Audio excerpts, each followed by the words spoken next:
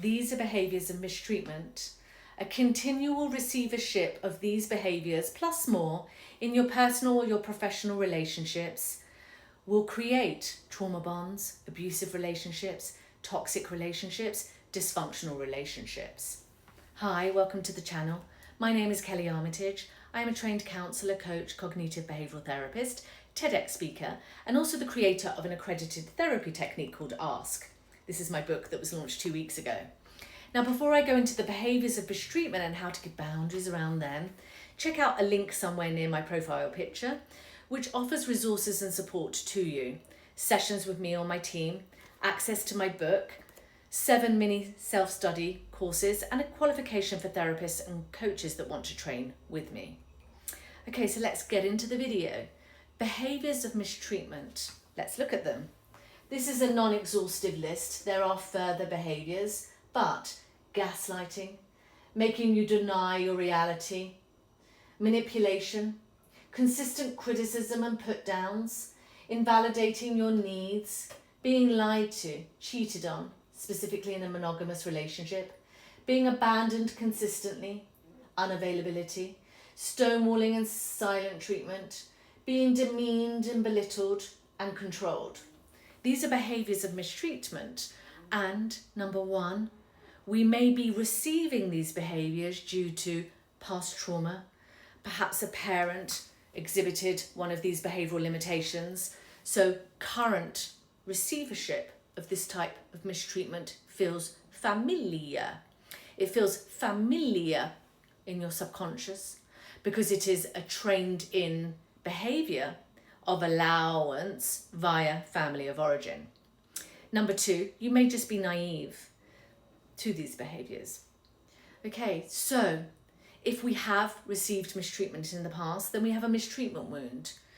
Subconsciously, we are in allowance. We allow in these types of behaviours. It feels, like I said, familiar, comfortable, normal.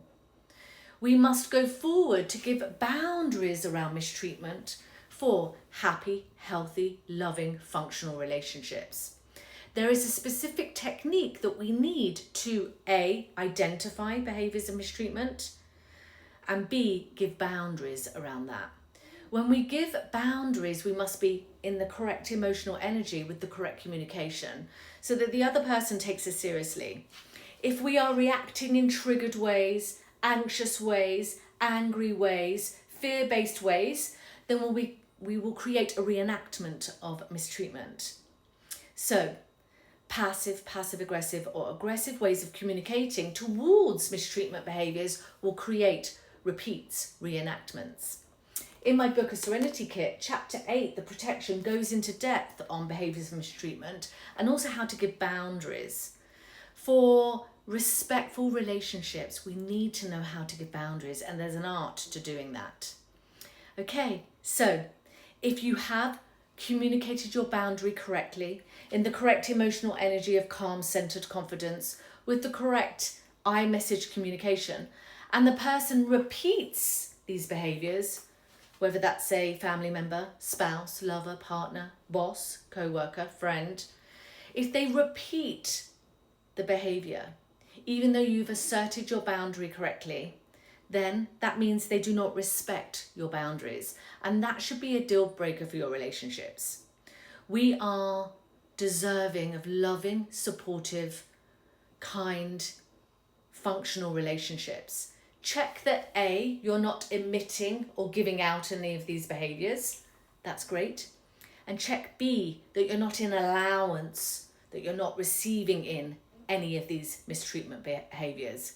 You can type in the comments right now, I am deserving of loving, functional, respectful relationships.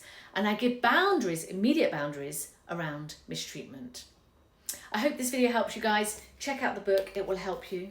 It will help those that have trauma bonds. It will help those that wish to heal